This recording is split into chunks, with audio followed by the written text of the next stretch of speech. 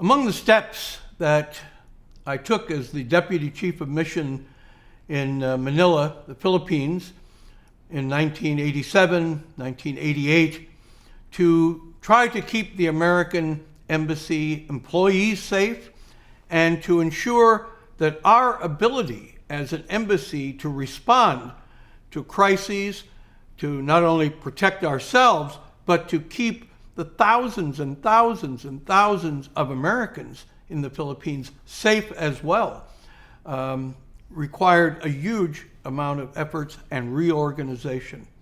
First thing saw was the embassy's not set up to respond. And so we created, right in the ambassador's office, a crisis management center. We got extra workstations, phones that would have to be used. This would be the place when we gave the word that the key embassy officials would come, be around a table, all information would come through here, so the ambassador and I could be briefed, we could make instantaneous decisions and have those decisions transmitted to Washington and distributed out to other employees or to American citizens. We had a warden network that linked Americans by groups, by neighborhood, by cities all over the Philippines, so that if we sent a message, it could, within minutes and certainly within half an hour, be out into Americans all over the country.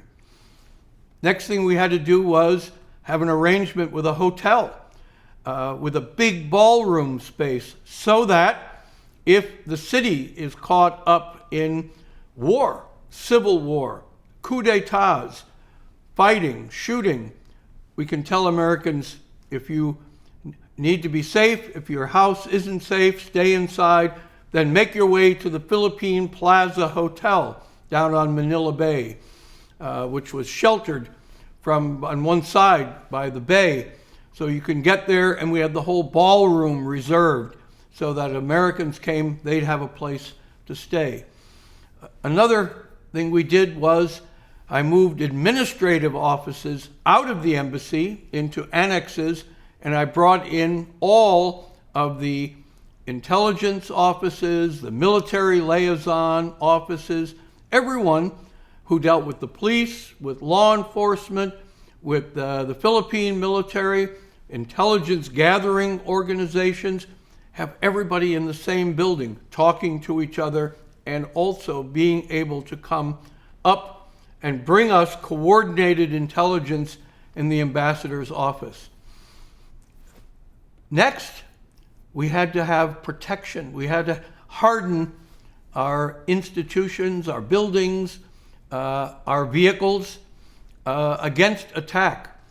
I trained with all the Marines because the Marines would take direction from me about guarding the embassy. We have Marine security guards who would deploy, but I would be the one to give them the orders about what weapons they can have, when they could be fired, what situations. We had to have a very tight control on that so that our decisions could be considered about what we do in protecting the embassy facility and the embassy employees.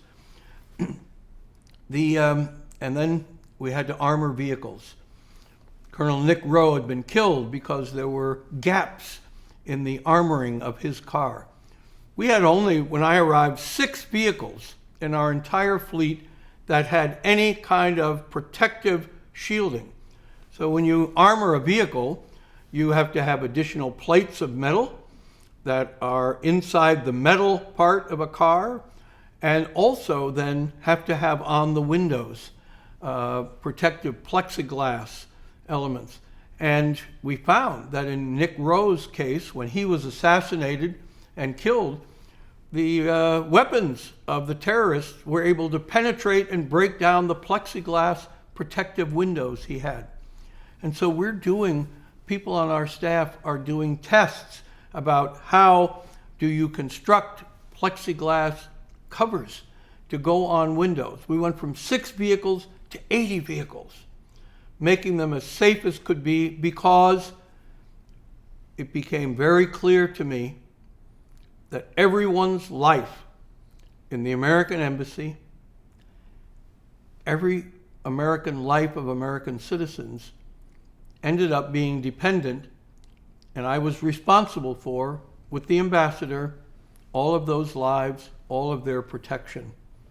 These would be among the most consequential decisions I would ever have to make during my entire 32-year Foreign Service career.